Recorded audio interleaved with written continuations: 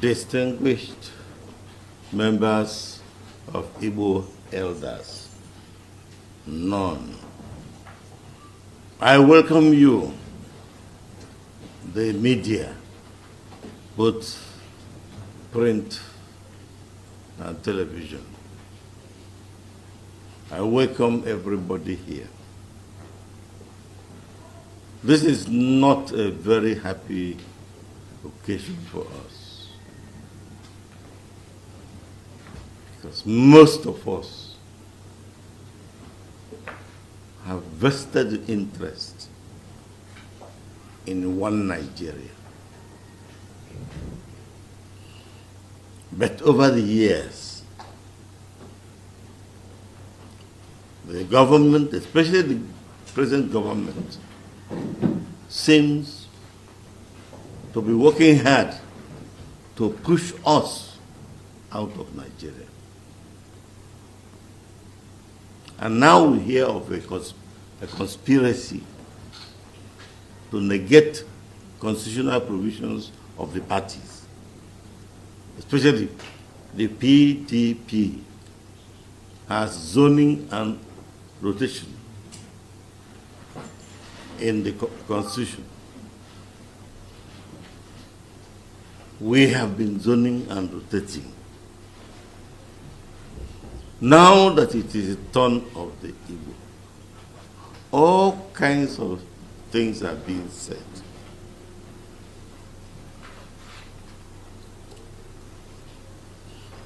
We have demonstrated our interest in the country. Anywhere you go, take the indigenes out, the next largest number is from the southeast. We have built up Nigeria. More than 65% of modern houses built in Nigeria belong to our people. We do not want to leave this country. It's not a matter of choice. We are bent on staying on. But one thing we reject totally is being slaves. We refuse being slaves. Those who are educated will know that Igbo slaves drowned themselves in a river so as not to continue being slaves. If the 2023 presidential election eludes us, we will take it that the rest of Nigeria has denied us citizenship right in Nigeria. That leaves us no choice but to look for ways to survive outside Nigeria.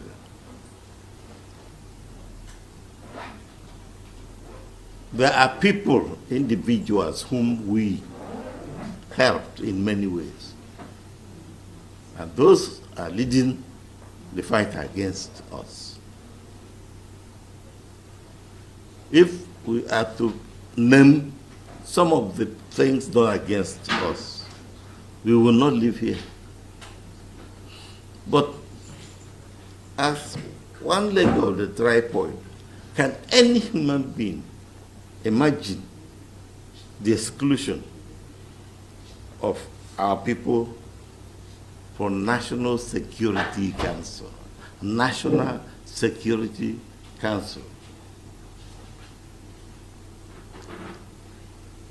This is why we called you today, to talk to you, the press, to make our views known. As usual, we have it written down. And our secretary, Professor Charles Wekiako, will now address you. And so that we are not wasting time. I will move from here, take his seat, so that he moves in here and goes ahead to read the thing. Welcome, ladies and gentlemen, gentlemen of the press. The Igbo Elders Consultative Council met and discussed diligently some crucial national issues, including the zoning of the 2023 presidency to the southeast that have far-reaching consequences on the stability, peace, unity, progress, and development of Nigeria, and came up with the following resolutions. Number one, that we maintain our unalloyed support for the demand of the Southern Governors Forum, the Southern and Middle Belt Forum, the Afenifere, the Niger Delta Forum, Ohaneze Worldwide, among other credible stakeholders and organizations.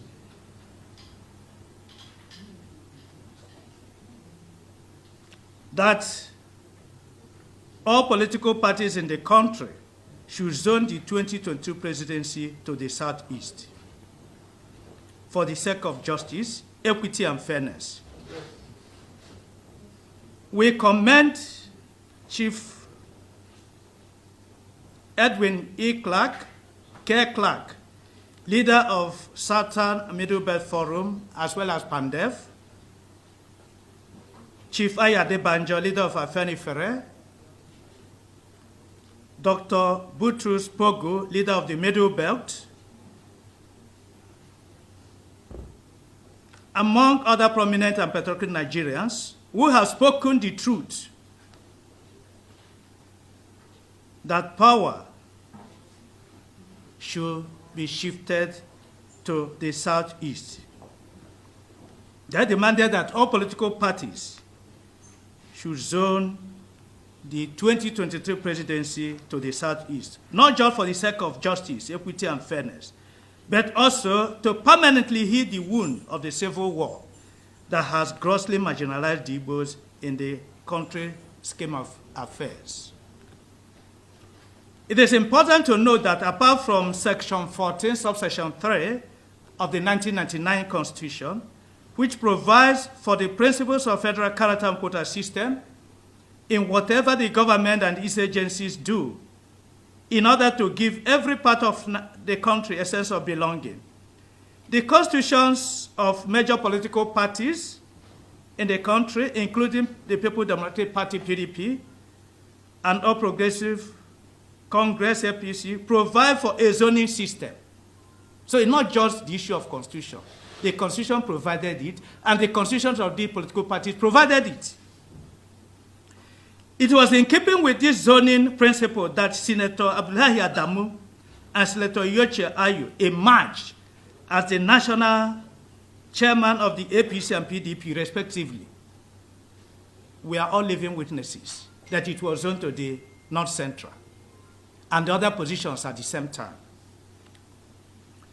The two political parties zoned national chairmanship to North Central zone of the country. Similarly, in 2015, the Northern Elders and other organizations reminded Nigerians of this zoning principle and insisted that it was the turn of the North to produce the president.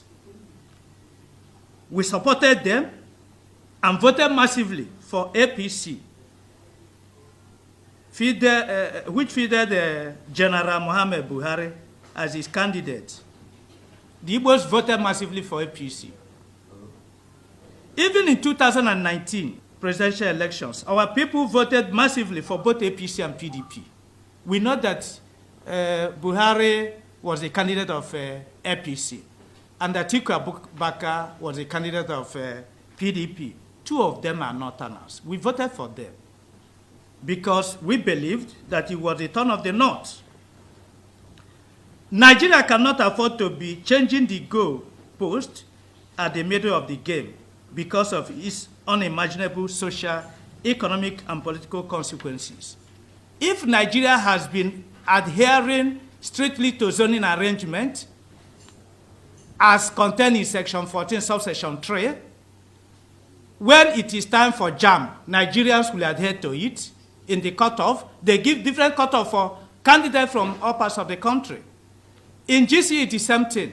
In recruitment into the public service, the same thing. In promotion, the same thing. Even in party political offices, they accept zoning principle. But when it comes to presidency now, every person is saying that competence. They are here to tell us the criteria they use for that competence. Because if competence is by merit, the Igbos will have it first. But the Igbos go outside Nigeria, you see what the Igbos are doing. So when we come to Nigeria, people are telling us competence. How do they determine the criteria for competence? By 2023, North, West, we have ruled Nigeria for 23 years. Northeast, 6 years. North Central, 18 years. Totaling 47 years out of 63 years of Nigeria as a sovereign country. The Southwest has ruled Nigeria for 12 years, South has 6 years, and Southeast only 6 months. Our revered elder statesman Chief Ike Clark, leader of PANDEF and Southern Middle Belt, has reminded Nigerians that at the independence in 1960, Nigeria was established on a tripod of Eastern region, Northern region, and Western region. But one of the legs, that is Eastern region, was broken by the Civil War. And since then, things have no longer been at ease, as the Igbos of Eastern region have been terribly marginalized in the country's scheme of affairs, despite the General Gowon administration declaration of no victor, no vanquished.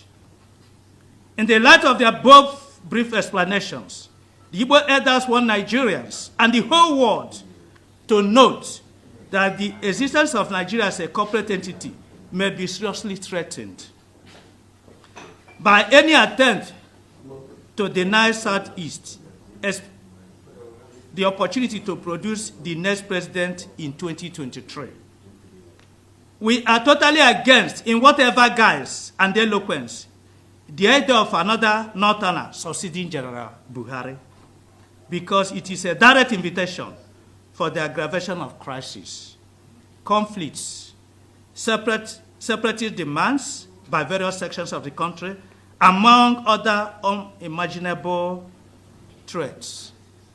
The corporate existence of Nigeria will be seriously threatened because some Nigerians, out of selfish end, are changing the goalposts at the middle of the game, and it's unacceptable to us.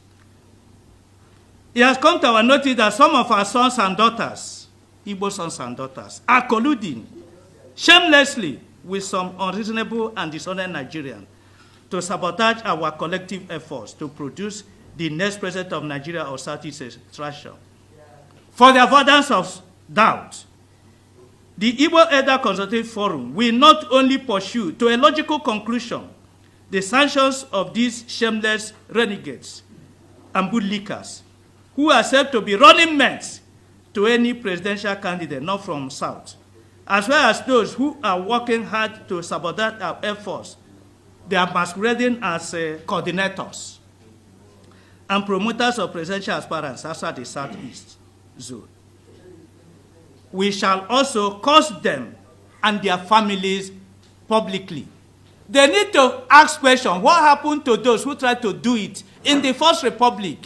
Go and check their families today. They were cursed for betraying the Igbos. These people who are going out shamelessly, calling themselves coordinators, these Igbos will not leave them.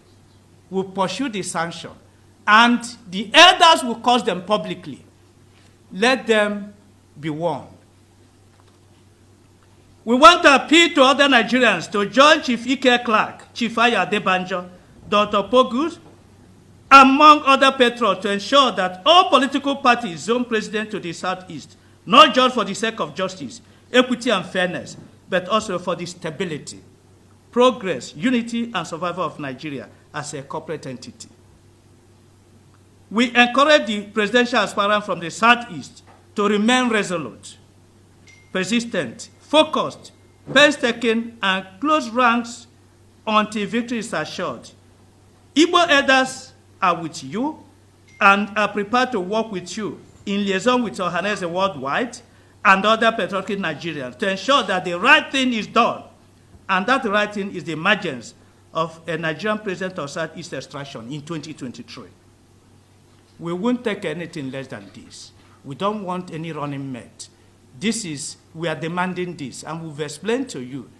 The Igbos want presidency come 2023. Any person sabotaging it is standing against the Igbos. And the Igbos will visit that person and the family. It doesn't matter the level, whether you are a governor or you are anything, the Igbos will visit that person. Thank you so much, ladies and gentlemen. Reaction to the reaction of northern elders is seen by some sections of the country as not the right way to play politics. But you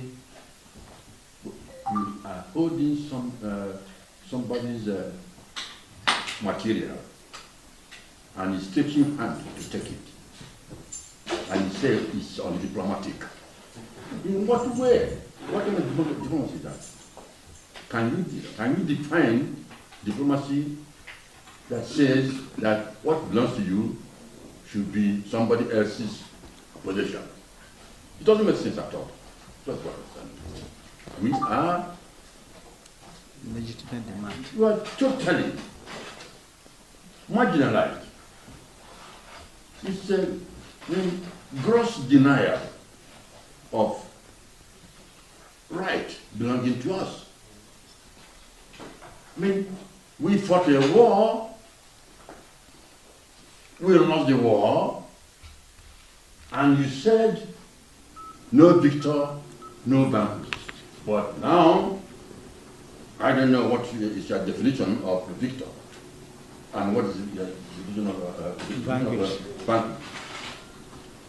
Even to a child, it is clear to the child who is victor and who is vanquished. And